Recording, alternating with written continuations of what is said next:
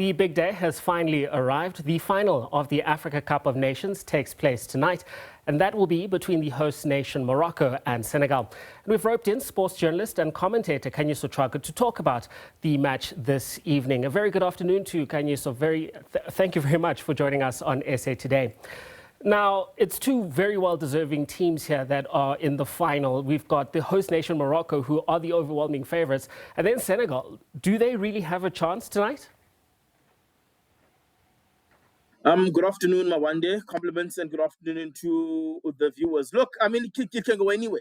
If you look at how Senegal have been put under pressure by how they were arrived in Rabat, where there's no security, they complain about the training facility, they complain about the hotel. Most times when a team is put under that kind of unnecessary pressure, they tend to show up for a game because they're playing with a point to prove. I mean, look, Morocco have played well enough to get to the final, but probably have had it easy because the entire draw has allowed them to stay in Rabat, play all the games at the same ground. These are two deserving teams, by the way. There's no mistaking saying that Morocco don't deserve to be in the final. You could say the same of Senegal, but I think the rough ride that Senegal have received getting into the final, is not great treatment from the Moroccan authorities. But that being said, those are the kind of things that fire a team to glory. Does it speak a little to the pressure that Morocco are under to win a first AFCON title in 50 years, that they resort to gamesmanship and unsettling the Senegalese squad? It does. 50 years, Mawande. 50 years is a long time to have not won a tournament. And remember that if you look at how the North African teams, especially when you subtract Egypt from the equation, Tunisia, for example, they have won their only AFCON at home back in 2004. Algeria's two AFCONs came in Egypt and at home.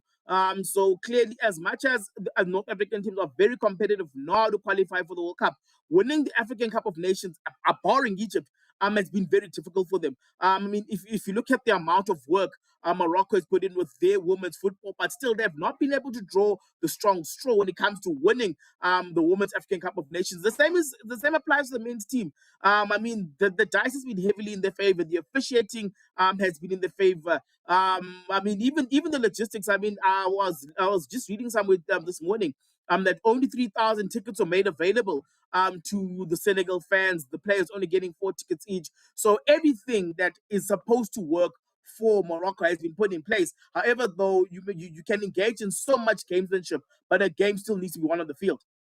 I want to talk about what we can expect from the field tonight. Morocco have conceded just 1 goal all tournament, and Senegal have conceded 2. What can we expect from the two defenses? What can we expect from the two teams? Where are the goals going to come from? Look, it's one of those games where I won't be surprised if it goes to extra time. But I think, look, the Sadio Mane, who has said that he's playing in his last AFCON. I mean, Brahim Diaz has been magnificent for Morocco. I mean, El Khabi also has been proper for Morocco. So when you look at those 3 players, I mean, Crepin Diatta is an attacking threat down the right hand side, but you can say the same for Achraf Hakimi. So I think these teams have so many star-studded players. It's probably a bit of a challenge to say who may shape the game. But again, you know, big games are shaped by big players. But I think it becomes very important for a team like Senegal in particular to make sure that they score early. Because if they score early, they'll put Morocco under pressure. I mean, Senegal will know very well the pressure of actually conceding an early goal. If you remember, that was the case when they lost Algeria between 19 final, where Algeria scored very early and then were able to sit back and contain the game as well as they did. So I think for Senegal in particular is to ensure that they don't concede an early goal, because I think once they concede an early goal, it's going to be difficult for them, especially with the fact that there are so many overwhelming factors that are counting against them in playing in Rabat. And then just lastly from me, every final at AFCON since the year 2000 has been decided by 1 goal or gone to penalties. Which way are you leaning towards tonight?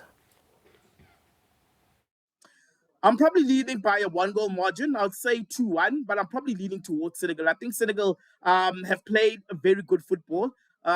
Look, I mean, Morocco, it's difficult to look past Morocco's favourites, but I think also Morocco are under stultifying pressure at the moment to deliver this particular tournament, considering all the odds have been stacked in their favour. So I'm looking at Senegal upsetting the odds and coming away with this win and winning their second African Cup of Nations title. All right, Khanyiso Tshwaku, thank you very much for joining us on SA Today.